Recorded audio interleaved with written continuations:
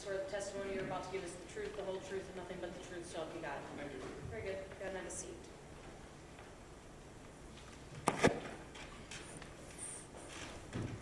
Tell us your name, please. Jimmy Nghia Duc Pham. Jimmy, J-I-M-M-Y, Nghia, N-G-H-I-A, Duc, D-U-C, Pham, P-H-A-M. Are you employed? Yes, I am. How is that? I'm a crime scene investigator for the city of Cincinnati. How long have you been a Cincinnati police officer? I've been a police officer for approximately 11 years.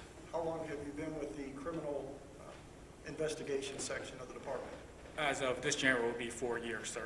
What are your specific duties as a criminalist or crime scene investigator for the Cincinnati Police Department? My responsibilities are to document and photograph the crime scene, collection of evidence, processing of evidence, and various reconstructions of blood splatters, reconstruction, identifying fingerprints. How do you approach a crime scene? In this particular case, July 19th of 2015, you are one of the criminalists from the Cincinnati Police Department that handled that crime scene. Is that correct? That is correct. When you get, let's say you walk into this courtroom and there's a body lying here, how do you determine what's relevant, what's not, what to collect, what not to collect? When we first initially arrive at a crime scene, by then it's already been contained by the first responding officers and patrol officers. They'll set up a perimeter. Once we arrive, the first thing we do is we'll do a slow walkthrough of the scene to see what we're working with, what's possibly just laying out in the open. We don't disturb anything or go do any kind of movement of any property or objects on the scene. Once we do an initial assessment of the scene to see where everything is and to see if we need to expand or shrink the crime scene at that point, we begin with photography. We'll photo document. What was the crime scene? What did you make a determination you needed to contain as a crime scene in this particular case? We decided to start from where the initial truck stop started on Vine Street. So that was roped off, stop on Vine, and then you'll go, it'll be westbound on Till, all the way up to, Thill Street. And that would be a left turn off of Vine? If you're heading southbound, yes. Okay. And then once on Till runs, when we went to Till, it veers off southbound again. It'll be, it becomes, at points, Rice Street, from Rice Street, all the way down to Valencia, and we consider that to be the entire crime scene. Did you actually try to collect any items on Vine Street or on Thill Street? Was that something that you were paying a lot of attention to? Oh, we did an initial walkthrough to make sure there was nothing there of significance, and then before we start photography, then we never collect anything from there. And then I think you made a determination it was really pretty much from the corner of Thill and Rice up to Rice and Valencia that you were concerned with an actual crime scene. That is correct. If you have a case where you're not sure who committed the crime, does that alter the way you approach the crime scene as opposed to in a case like this where it really wasn't a matter of who did something but what happened? Yes. How is that different? If we go to a scene where we don't know what exactly happened or who was involved, when we do our initial walkthrough, we look for everything that could possibly relate to the crime, anything out of place, anything that might have been left behind by a perpetrator, witness, or suspect, or even the victim. If we approach a scene where we have a basic understanding of what happened, then we gear our investigation more towards what happened and how it happened. And I know we talked earlier, we had a local case here a couple of years ago where the key factor in solving the case was that somebody had spit some phlegm on the street. Is that correct? That is correct. And that was a whodunit, and the officer was able to say it looked fresh, and that's how the killer was identified. That is correct. We've had cigarette butts that have been collected and DNA found.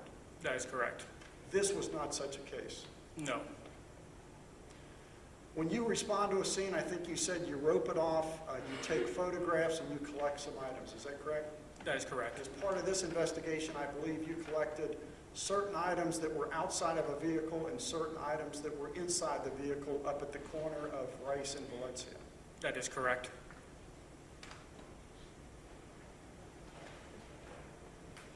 I can first of all show you what's part of the application of states exhibit 3B. Can you identify that? This was the gin bottle with, I believe it was identified as a kind of perfume substance inside that was located in the roadway. And at the time you located it, it was wasn't in the condition it was in now, is that correct? Yes, the difference was this liquid in this bottle that I collected as a sample was actually filled the entire bottle. And you do not, you collected it, you photographed it, you don't do the actual examination to determine what's inside the bottle, is that correct? That is correct. That's sent to the coroner's office and they do that. That is correct. And they made the difference in appearance that we have today for that item. Yes, the clear tape is what they added to it. The rest of this and the lab sheet, the rest of this was actually how I packaged it up and sent it to the lab. But it should look more 4B, you identify this. Yes, this is the streamlight flashlight that we found also in the roadway. Flashlight? Yes. It's exhibit 6C, you identify that?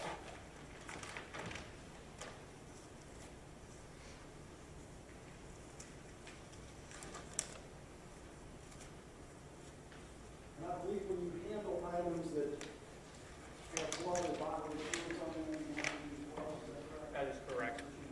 Generally, anything we handle at that time of the incident, we'll always handle with gloves. Okay.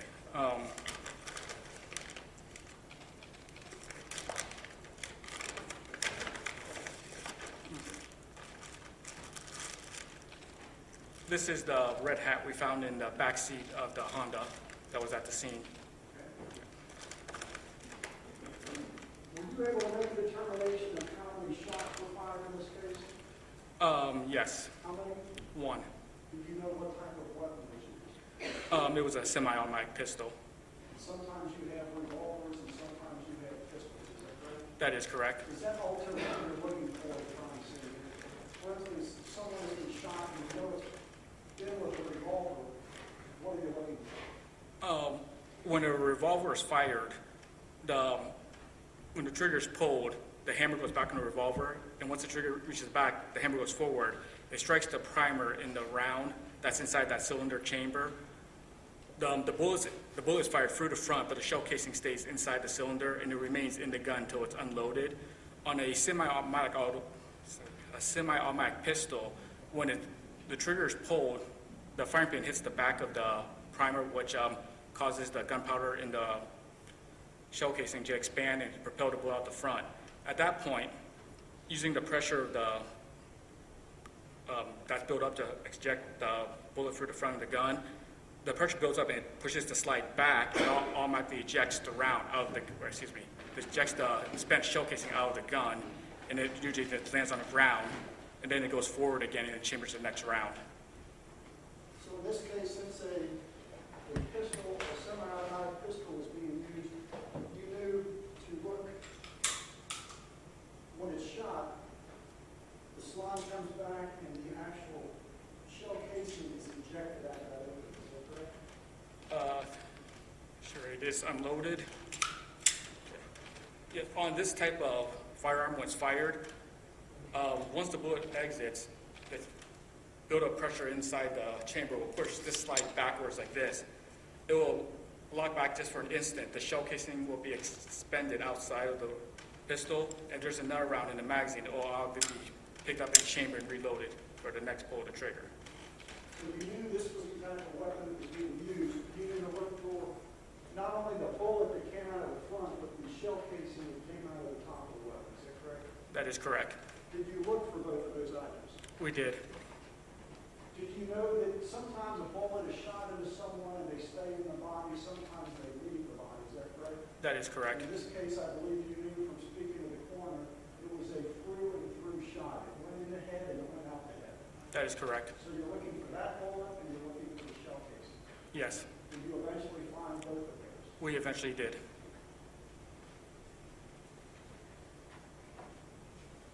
I can show you what's been marked 5D. Can you identify that?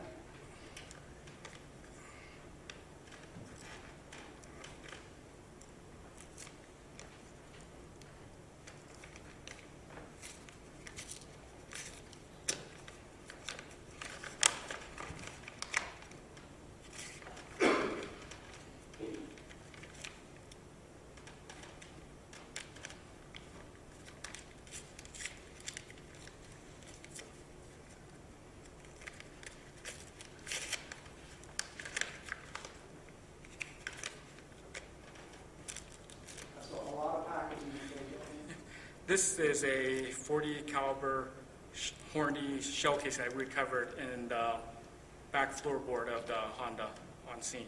And you have photos of all these areas you're talking about that were shown in the jury documents, is that correct? That is correct. So this was in the back seat of the vehicle? It was on the floorboard of the backseat vehicle where we recovered it. Just wanted to see the jury documents.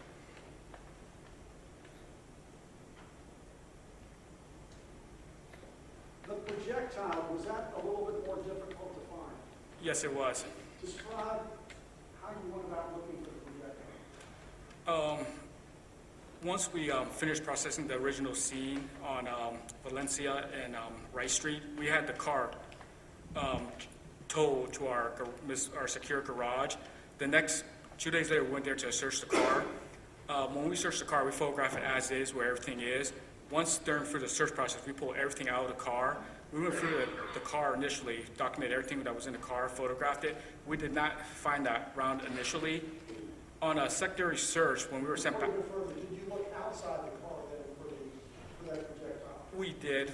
How But, did you go about that? we knew that when the round was fired, the rear window of the car was down. We found some defects in the support structure of between the front and rear seat, and there was some deformation there.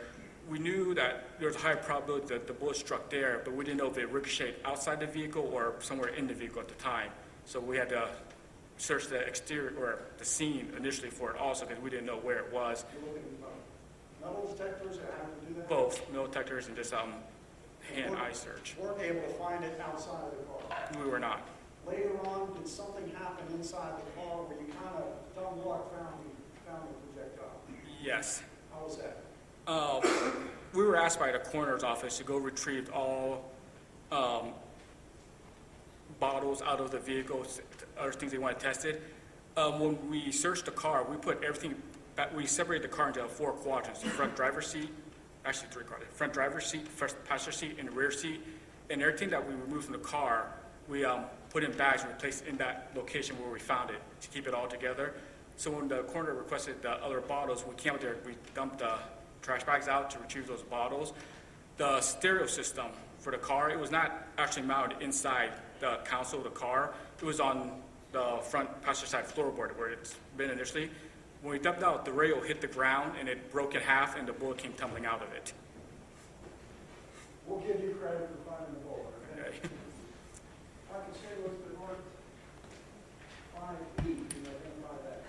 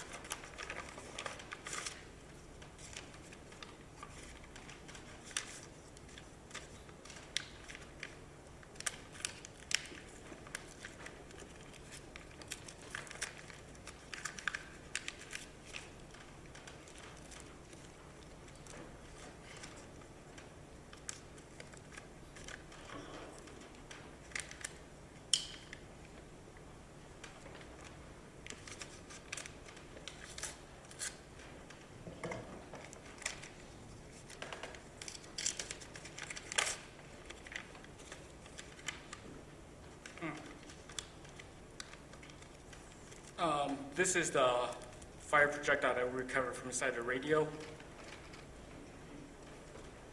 And this is just swabs that the lab made. So.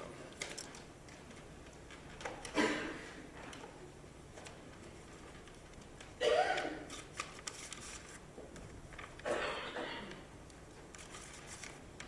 officers found all these items appear to be in the same basic condition as when you found them, except for the gym model. Yes.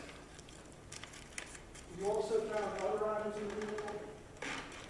And a lot of personal property and so forth? Yes, I believe there was also marijuana found in the vehicle, is that correct? that is correct. Where was that found? There was a cell phone box found in the back seat of the car, behind the driver's seat. It had a jar full with marijuana in it. A jar full? or a jar with marijuana in Jar, it. okay. Okay. There was also a orange Nike bag that was tucked down below the front passenger side seat, and there was 2 separate bags of marijuana found in there. There was another bag that was hanging out of the center console where it'd be the armrest between the driver and driver's seat. There's marijuana there, and there was also a couple of bags in his pockets also that was taken by the coroner's office at the scene. Did you also look in the vehicle? You indicated we found a shell casing and a bullet in the vehicle. Were there any other either live or spent ammunition, rounds or shell casings in the car? There was not. Was there any firearm in the car? There was not. Was there anything, any type of weapon in the car? No. And also, you indicated that all this stuff you've been referring to was also photographed, is that correct?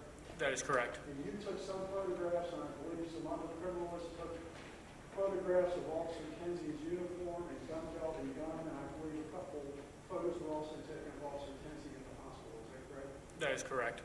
Just, I believe Mr. Matthews has agreed that Officer Pham can, even though he did not personally take all these photographs, he can testify to all the photographs that the 3 different criminals took, is that correct? I was correctly stated. Very good. And also, can you put the podium over here?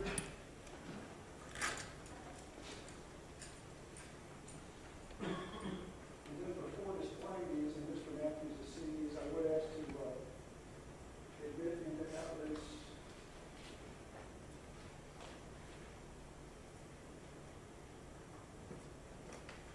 two A and 2G, the missing photographs.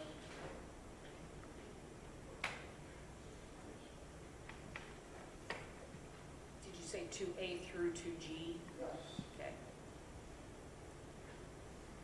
There's also 2I and 2N. Other scene photographs taken later.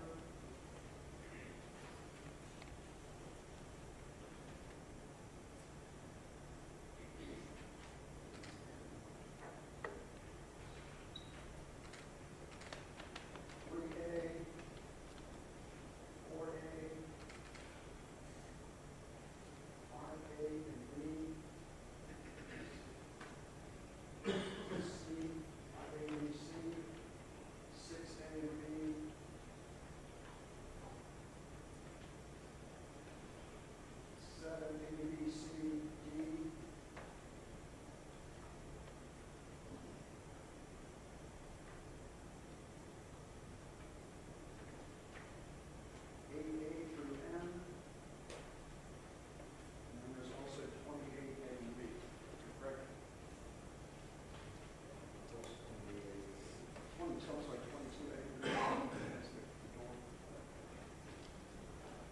Objection?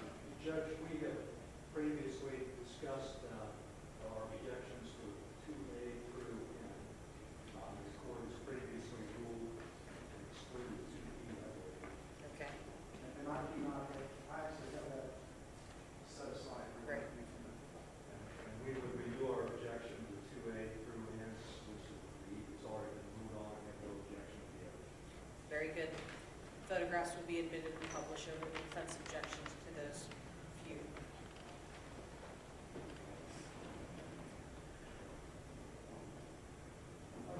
The door of the vehicle, I believe, at one point, officer was taken off of the car and taken to the coroner's office, is that correct? That is correct. If I can show you first of all 22A and B, can you identify those?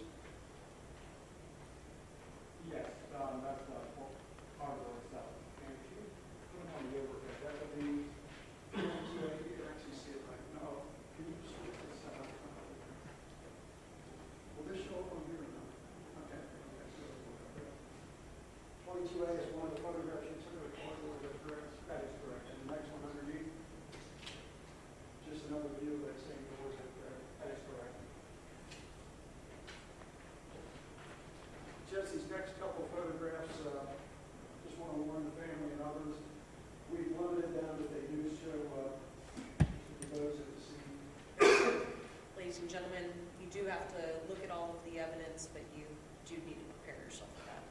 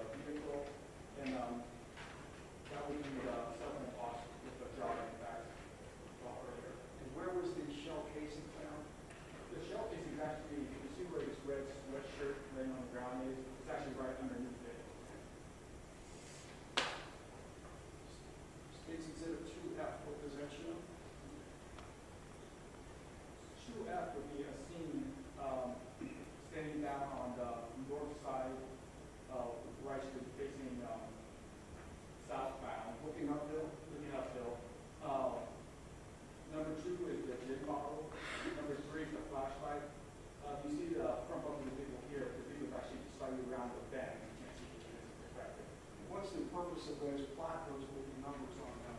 They're to establish evidence that we collect at the scene. And I believe you have another criminalist that actually prepared a diagram that shows those where they are in the city. That's correct. 2G?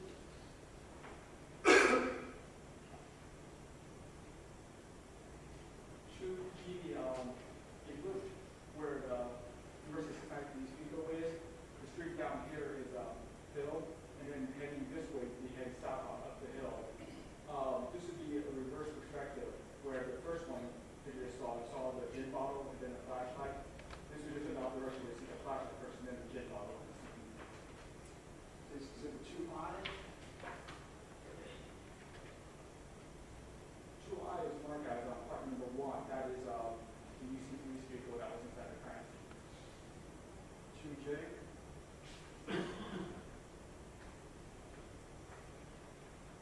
2J is just how we marked the gin bottle that we found seen as plaque number 2. That's not what at the time is opposed to what it looks like now. Yes. State's exhibit 2K.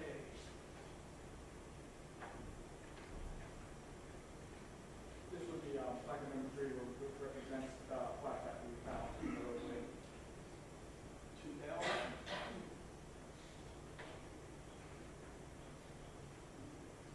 2L is plaque number 4. That's where the vehicle struck the guardrail, and that's why we marked the impact to show the damage we did on site.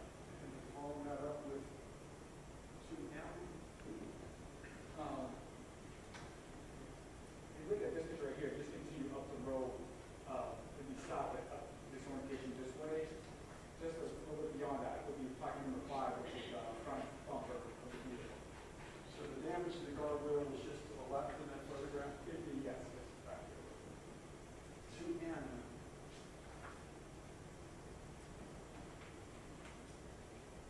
2N is plaque number 6. That's where the vehicle finally came to rest at Rice and Valencia. And this is later on, you now put the placard on that. You always take the photograph before and after you put the placard on, is it correct? That is correct.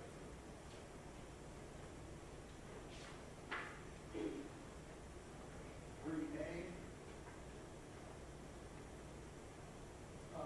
3 is a picture of a close picture of the gin bottle. Once we got back to our office and we start processing it, and that's just stopping there at Howard, which is reserved. 4A.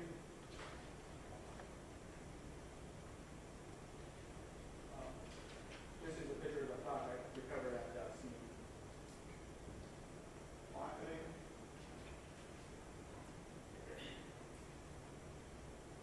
5A is the 40 caliber shell casing that we found inside the vehicle. 5B.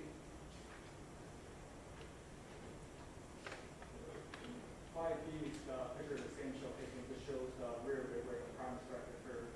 And this is something else. You do not try to do a test fire or examination with the weapon. That's something you turn over to the coroner's office. That is correct. State's exhibit 5C.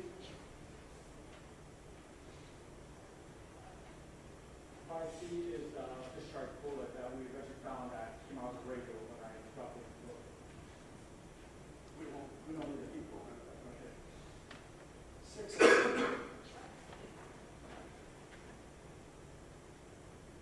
6A is the red hat that we found in the backseat of the vehicle. 6B, is that another kilo? 6A is just half turn upside down on close view of it also. The next few photographs, again, you did not take another criminalist went to the hospital and took photographs of Mr. Tensley, is that correct? That would be correct.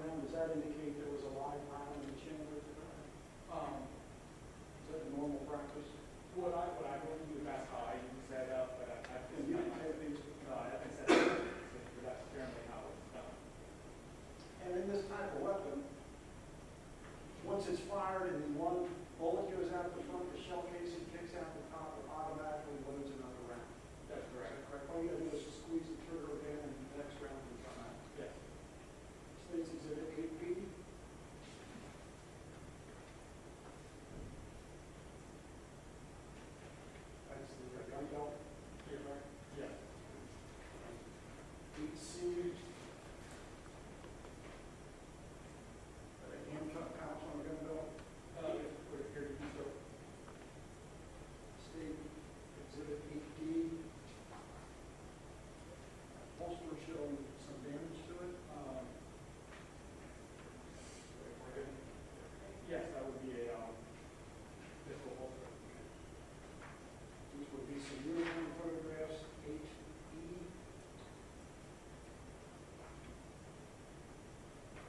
That would be the front of the vest, Yes.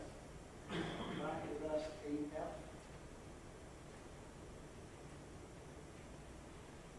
Okay. Uniform shirt front, 8F.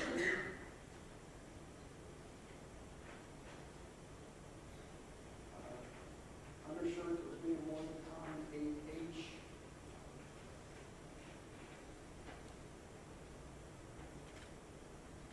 Uniform pants, the front, 8I.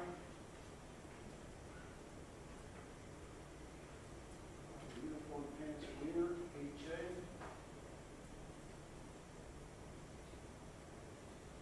And then looking down from the front view of the boots, 8K.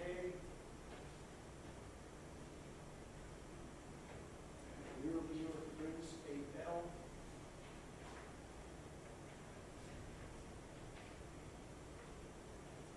Right side view of the boots, 8M. The left side, 8N.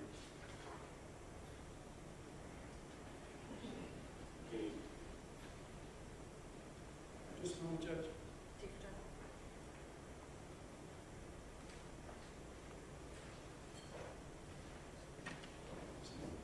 I'll make sure I didn't miss anything.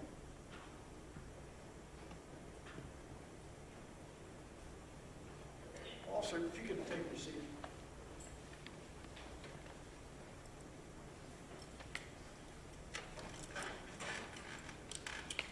We're doing, Captain Newsom from the CIS did some measurements of the car of Mr. DeVos after it had been taken from the scene, is that correct? That's correct. Do you have those with you? Yes. Okay, could you?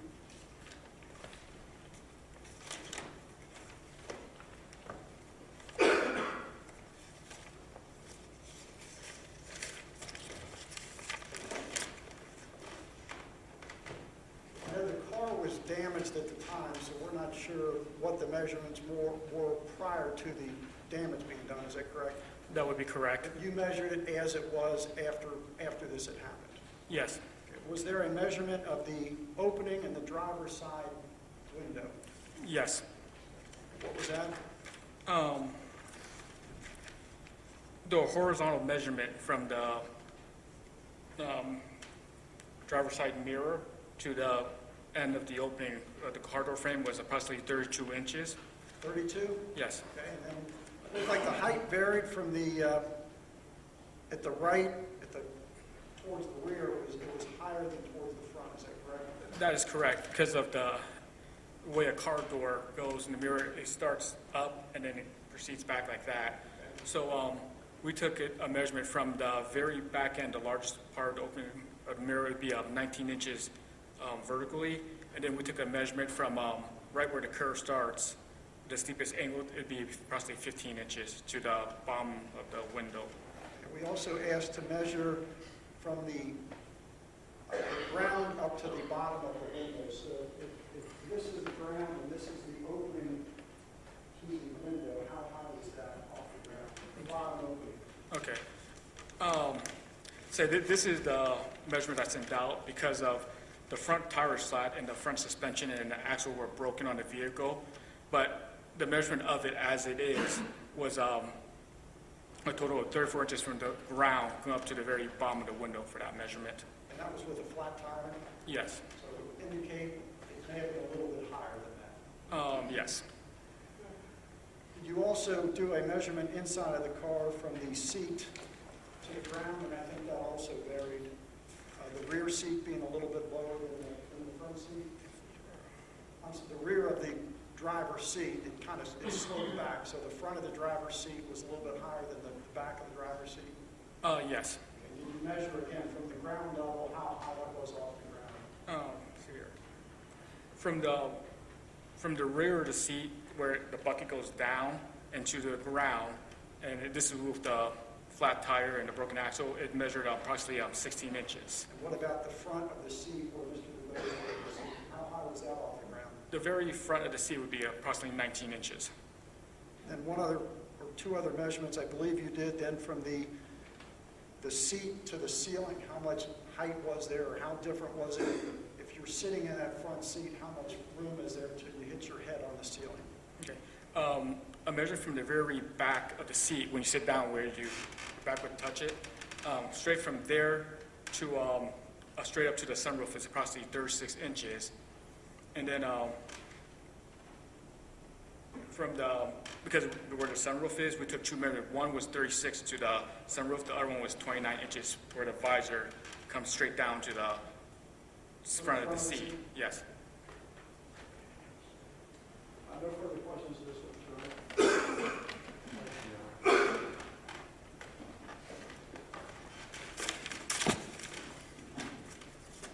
Officer Pham, you searched the DuBose vehicle twice, is that correct? That is correct. And you've indicated that you recovered, how many, several bags of marijuana? Let's see here. Approximately a total of 4 bags and the 1 jar. Okay. Did you ever weigh those? Yes, I did. Do you know how much that total weight was? Yes.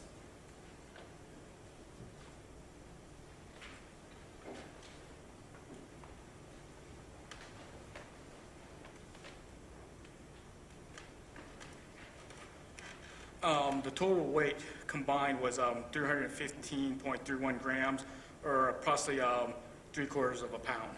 And there was additional marijuana recovered, to your knowledge, on Mr. DuBose's person, correct? That is correct. Now, I think also, I've seen records where you recovered 4 cell phones in the car, correct? Yes. And it looks like there were, you indicated in your direct testimony you were asked to search the car again by the coroner and retrieve all bottles out of the car. Yes. What was that about? What kind of bottles? There were various medications. There were bottles of, I think the correct term is called the herbal medications. There was definitely as herbal medications, but they wanted everything that was unknown in the car, or even prescription pill bottles, anything there. They wanted to confirm what was in them. Did you find prescription pill bottles? We did. Okay. And you indicated, I think, that you found a couple citations.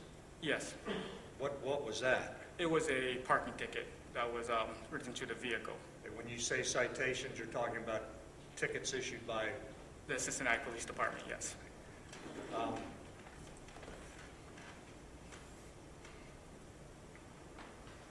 In the measurements you took, did you ever take a measurement from the ground up to the highest point on the top of the roof? We did not. Do you have any idea how high that car is, how tall it is? No, I don't. Now, you photographed the flashlight that you later learned belonged to Officer Tenzin, correct, in the middle of Fray Street? Yes, sir. Did you learn as part of your investigation that flashlight had been picked up by another UC police officer at some point? I did hear that at one point it was picked up by a UC officer, and then he put it back down, but I don't know if he put it back in the exact same location that he picked it up from. But it would be your belief that it was put back in approximately the same location, correct? I actually can't really answer. I don't know. How about the flashlight appear to have some damage on it? It did. And could you tell whether that was fresh damage or old damage? I could not. You indicated that in your search of the car you found a license plate, correct? Yeah, there was a license plate found in the vehicle, yes. Do you remember where? I'll be honest with you, I don't remember. I just remember it was found in the vehicle. Did it appear to be match the license plate that was on the rear of the vehicle? Do you remember that? It did. If I told you that it was in the glove box, would that refresh your recollection? I would have to look at pictures, but that sounds... Very good. Officer Pham, do you have any idea why someone would carry a bottle labeled gin that was full of perfume? I actually don't know why you would be carrying a bottle of gin with perfume in it, no.